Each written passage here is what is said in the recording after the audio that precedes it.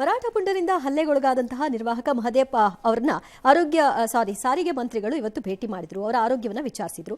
ಸಚಿವರ ಜೊತೆ ಕಂಡಕ್ಟರ್ ಮಾತನಾಡ್ತಲೇ ಕಣ್ಣೀರಾಕಿದ್ದಾರೆ. ಘಟನೆಯನ್ನ ಸಚಿವರು ಖಂಡಿಸಿದ್ದಾರೆ.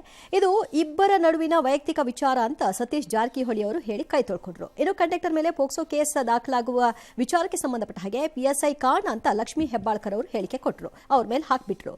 ಕರ್ವೆ ಬೆಳಗಾವಿ ಚಲೋ ಏಕೆ ಅಂತ ಕೂಡ ಈ ಸತೀಶ್ ಜಾರಕಿಹೊಳಿ ಪ್ರಶ್ನೆ ಮಾಡಿದ್ದಾರೆ. ಇನ್ನು ಈ ಸರ್ಕಾರ ಯಾರಿಗೆ ರಕ್ಷಣೆ ಕೊಡುತ್ತೆ ಅನ್ನೋದು ವಿಪಕ್ಷಗಳ ಪ್ರಶ್ನೆ.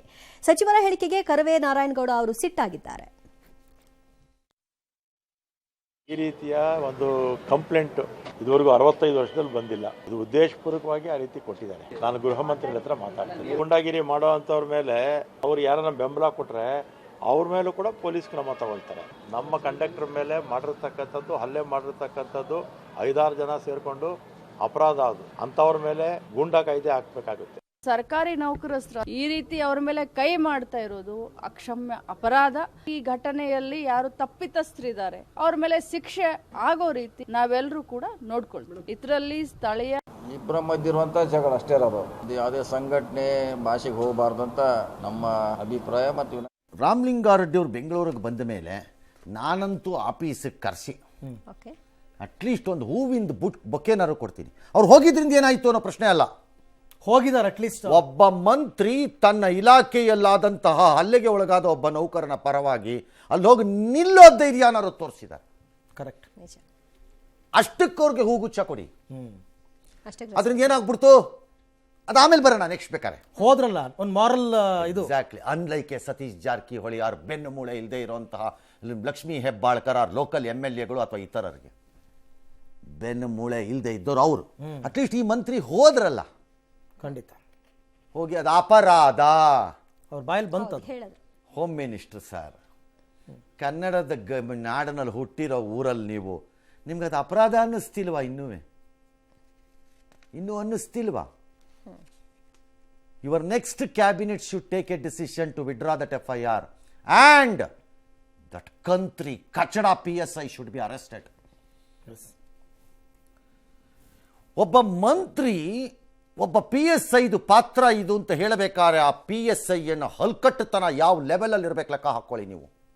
ಅವನೆಂಥ ಕುತಂತ್ರಿ ಆಗಿರಬೇಕು ಮತ್ತು ಕನ್ನಡ ದ್ರೋಹಿ ಆಗಿರಬೇಕು ಮತ್ತು ಕನ್ನಡಿಗರ ಟ್ಯಾಕ್ಸ್ ಹಣ ತಿಂದಿರೋ ಹೇಸಿಗೆ ತಿಂದಿರುವಂತಹ ಡ್ಯಾಶ್ ಡ್ಯಾಶ್ ಡ್ಯಾಶ್ ಪ್ರಾಣಿ ಆಗಿರಬೇಕು. ನಾನು ಹೇಳಲ್ಲ ಹೆಸರು, ಲೆಕ್ಕ ಹಾಕ್ಕೊಳ್ಳಿ. ಅವನು ಯಾರು PSI, ಅವನು ಹೂ ಎವರ್ ಇಟ್ ಈಸ್, ನಂಗೆ ಗೊತ್ತಿಲ್ಲ ಅವ್ರು ಯಾರು ಅಂತ. ಯಾರು ಹಾಕ್ಕೊಳ್ಳಿ.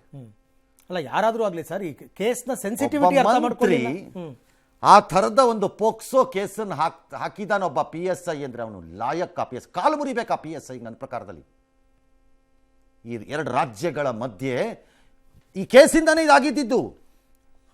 ಇದು ಪೋಕ್ಸೋ ಕೇಸ್ ಆಗದೆ ಅವತ್ತ ಕಂಡಕ್ಟರ್ ಮೇಲೆ ಹಲ್ಲೆ ಮಾಡಿದ್ರು ಅನ್ನೋದಕ್ಕೆ ಹಲ್ಲೆ ಕೇಸ್ ಆಗಿ ಯಾರೋ 4 ಜನ ಕರ್ಕೊಂಬಂದು ಅವ್ರನ್ನ ಕೋರ್ಟಿಗೆ ಪ್ರೊಡ್ಯೂಸ್ ಮಾಡಿ ಅವ್ರಿಗೆ ಬುದ್ಧಿವಾದ ಹೇಳೋ, ಒಳ್ಳೆ ಬುದ್ಧಿ ಹೇಳೋ, ತಪ್ಪದಾರಿಲಿದ್ದೀರಿ ಅಂತ ತಿಳಿಸೋ ಮಾಡಿ ಮುಗೀತಿತ್ತು ಅಲ್ಲಿಗೆ.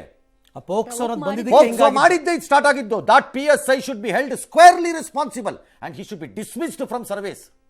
ಅವನು ಯಾವನರಾಗಿರಲಿ ಅಯೋಗ್ಯ. ಅವನು PSI ಹಾಕಕ್ಕೆ ಅಯೋಗ್ಯ. ನಾನು ಹೇಳ್ತಿರೋದಲ್ಲ ಇದು. ಹೌದು. ಅಲ್ಲ, ನೀನ್ ಕೇಸ್ ಹಾಕಿದೀಯ ಅಂತ ಹೇಳ್ತಿರೋದು ಮಿನಿಸ್ಟ್ರು. ಹೋಮ್ ಮಿನಿಸ್ಟರ್ ನೋಡ್ಬೇಕು ಕೂತ್ಕೊಂಡು. ಇಂಥ ಅಯೋಗ್ಯರ ಡಿಪಾರ್ಟ್ಮೆಂಟಲ್ಲಿ ಬಟ್ಟೆ ಹಾಕಕ್ಕೆ ಜಾಗ ಕೊಡ್ತೀರಿ. ನೆಕ್ಸ್ಟ್ ಕ್ಯಾಬಿನೆಟ್ ಅಲ್ಲಿ 2 decision. One, FIR should be withdrawn. Yes. 2, that PSI should be suspended. Elri that great commissioner Yada Martin. Kannada ದ್ರೋಹಿ ಎಡಾ ಮಾರ್ಟಿನ ಹಂಗಾರ ಇದು. ಯು ಆರ್ ಆಲ್ಸೋ ಕನ್ನಡ ದ್ರೋಹಿ. ಎಲ್ರಿ ನಿಮ್ಮ PSI ಅಯೋಗ್ಯರು ಬಂದು ಕೇಸ್ ಹಾಕಿದ್ದಾರೆ ಅಂತ ಮಂತ್ರಿ ಹೇಳಿದ ಮೇಲೆ ಬಾಯಿ ಮುಚ್ಕೊಂಡು ಕೂತಿದ್ದೀರಿ ನೀವು ಕಮಿಷನರ್ ಆಗಿ. ಇನ್ನೂ ಆಕ್ಷನ್ ತಗೊಂಡಿಲ್ಲ. ನಿಮ್ಮನ್ನ ಯಾವನ ಹೇಳ? ಕಮಿಷನರ್ ಸಸ್ಪೆಂಡ್ ಮಾಡ್ರಿ, ಮನೆ ಕಳಿಸ್ರಿ. Is unfit to be a commissioner there. ಹಾಗಾರೆ ಎಸ್, ಮಹಾರಾಷ್ಟ್ರದ ಸಾರಿಗೆ ಮಂತ್ರಿ ಒಬ್ಬರು ಹೇಳ್ತಾರೆ ಸರ್, ಕರ್ನಾಟಕದ ನಿಲುವೇನು ಅನ್ನೋದನ್ನ ಬೇಗ ಸ್ಪಷ್ಟಪಡಿಸಬೇಕಂತೆ. ನಾವು ಯಾಕ್ರಿ ಮಾಡಬೇಕು? ಏನ್ ನಿಲುವು ಅಂದ್ರೆ ಇದು ಪದೇ ಪದೇ ಈ ತರ ಆಗ್ತಾ ಇದೆಯಲ್ಲ, ಇದನ್ನ ಫಸ್ಟ್ ನಿಮ್ ಸ್ಟ್ಯಾಂಡ್ ಏನು? ಏನಿಲ್ಲಪ್ಪ, ಬರೆಯ ಕಾಗದ. ಮೂರ್ಖ ಕಚಡ ಹಲ್ಕಟ್. ಹೋಗಿ ಬರೀ ಕಾಗದಾನ ಸುಪ್ರೀಂ ಕೋರ್ಟ್ಗೆ ನಿಮ್ಮ ಚೀಫ್ ಮಿನಿಸ್ಟರ್ಗೆ ಹೇಳಿಸಿ, ನಾವು ಬೇಕಾದ್ರೆ ಇಲ್ಲಿಂದ ನಮ್ಮ ಚೀಫ್ ಮಿನಿಸ್ಟರ್ ಕೈಲಿ ಬರ್ಸೋಣ ಒಂದು ಕಾಗದಾನ. ಬೇಗ ಡಿಸೈಡ್ ಮಾಡಿ ಅಂತ. ಡಿಸೈಡ್ ಮಾಡಿ ಅಂದ್ರೆ ಆಯ್ತು. ನೀವೇ ಆಯ್ತು ಸುಪ್ರೀಂ ಕೋರ್ಟ್ಗೆ ಹೋಗಿರೋದು. ಮಹಾಜನ್ ವರದಿ ಒಪ್ಪಲ್ಲ. ನಾವ ಹೋಗಿರೋದು ಸುಪ್ರೀಂ ಕೋರ್ಟ್ಗೆ. ಹೋಗಿರೋದು ಯಾರೇ? ಪೋಖ್ರಿ ಏನು ಓದಿದೀಯಾ? ಅನ್ನ ಏನು ತಿಂತೀಯಾ ನೀನು? ಮಿನಿಸ್ಟ್ರ್ ಅಂತೆ, ಮಿನಿಸ್ಟ್ರು. ಎಸ್